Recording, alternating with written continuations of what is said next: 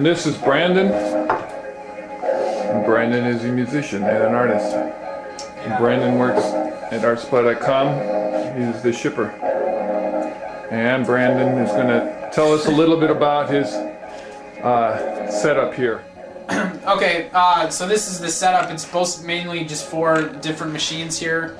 The synthesizer, and this, they call it the chaos pad. You can, touch it and it works, does stuff, but mostly it's just a sampler, another sampler, drum machine with synthesizer.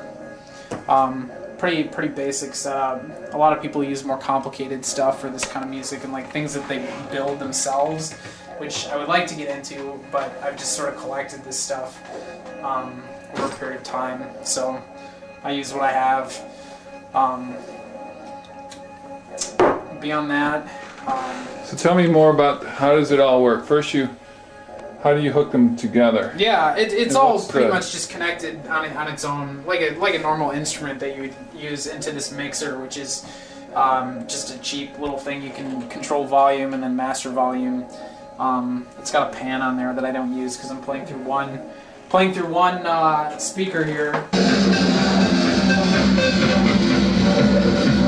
So we start with the synthesizer. So if you're gonna play music, it starts sending a signal from the synthesizer. Yeah, it sends the signal from, I'm using the headphone jack actually into this distortion pedal.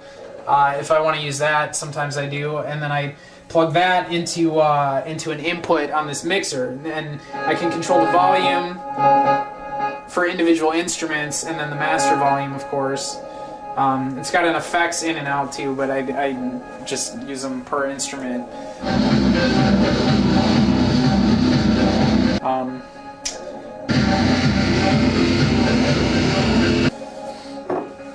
So I just bought a really nice old power mixer, but the fuse blew out in one day. So I was looking forward to equalizing, but not yet.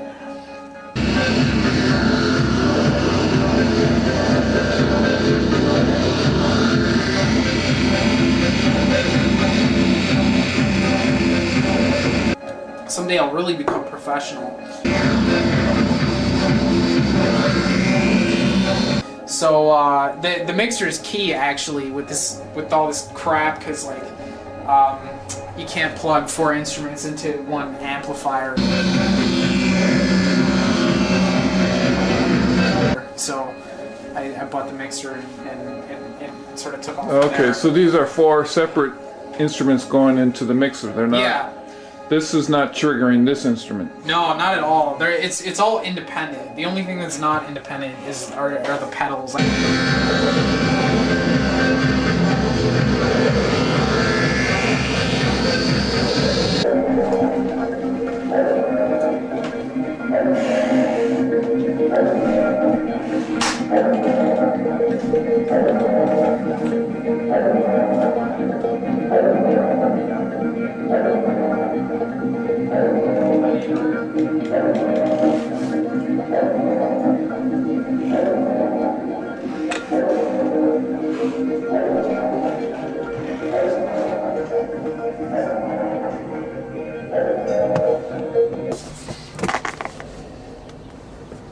I'm 25. Wow, Brandon, man. Brandon, what is it? What do you reply to people who may criticize your music by saying, "Well, this is just noise"? Why do you want to just create noise?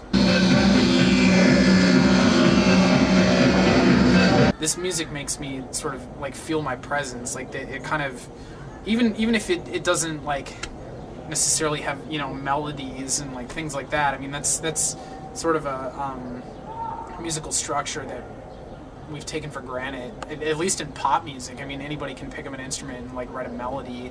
They just learn the scales that have been recorded over time, and I don't know. This kind of music, I mean, it's people could argue it's like amateur music, but I don't know, I was trained classically in music when I was younger for like 8 years, but I think we all sort of crave structure in a lot of ways, and human beings, part of the way we've evolved and survived is that we notice patterns in things, and we can apply those patterns to another situation. So I think this kind of music appeals to that sort of sensibility, in a calming way. I mean, you can certainly play it and it will really sort of stir you up, but also it can sort of calm you in that your body recognizes this pattern, and you kind of fall into this place where you begin to sort of let go of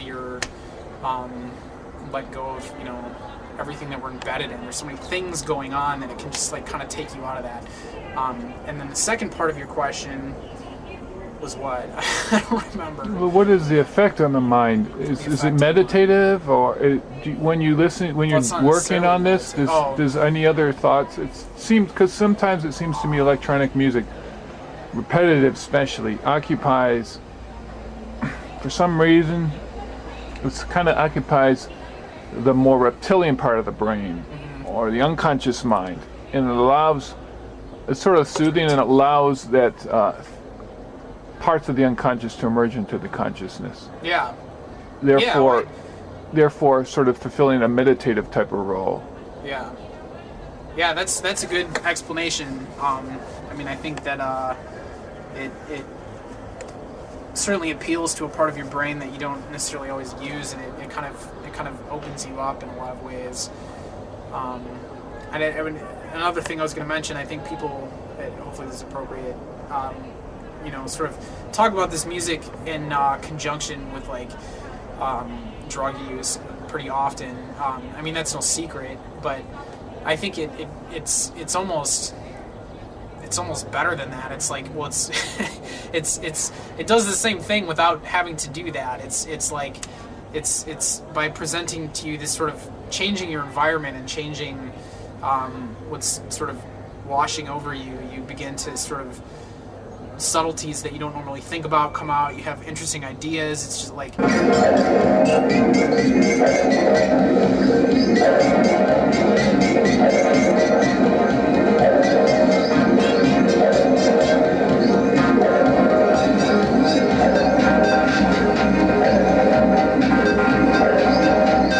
I went to a show a couple weeks ago and with some friends of mine that don't normally listen to this kind of music. They were all really blown away, and they loved it a lot, because they were talking to me about how they had all these really interesting thoughts had occurred to them when they were listening to the music, and they sort of went into this world of a world that you don't explore in when you're going from point A to point B all the time. It sort of pulls you out of that.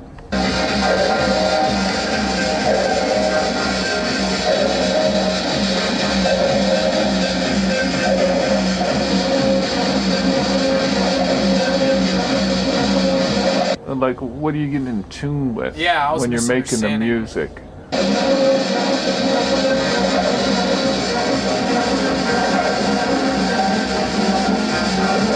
Yeah. Well, I mean, it's for me, it's all about rhythms, I think. I mean, it sort of detecting rhythms where there are none, and then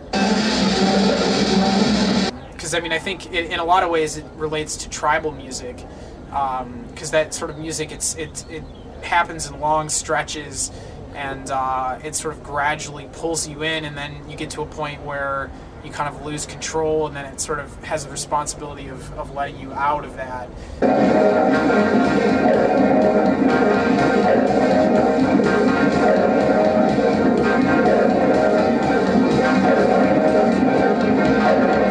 And I mean, the problem with the repetition is that you worry about it being too repetitive to the point where the audience will be bored and they won't, I mean, you can only play one thing so many times, so it's kind of like moving from sort of one pattern to the next in the most interesting way possible, I guess.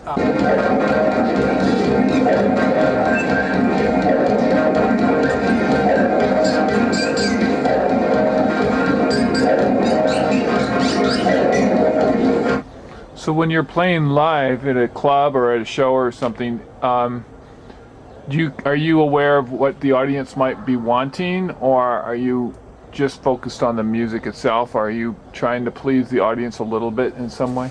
Yeah, I mean, I think that should be your goal. If you don't want to please the audience, you shouldn't play live.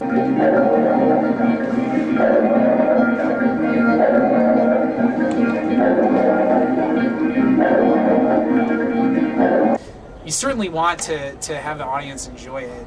So, and I tried it. I mean, my goal is the last show I played was only about 15 minutes or 12 minutes or 13 minutes or something, but I mean, I think the idea would be to make the most out of those minutes and sort of have things progress, and be sure that the audience isn't bored because of the repetition of the sort of thing that's happening.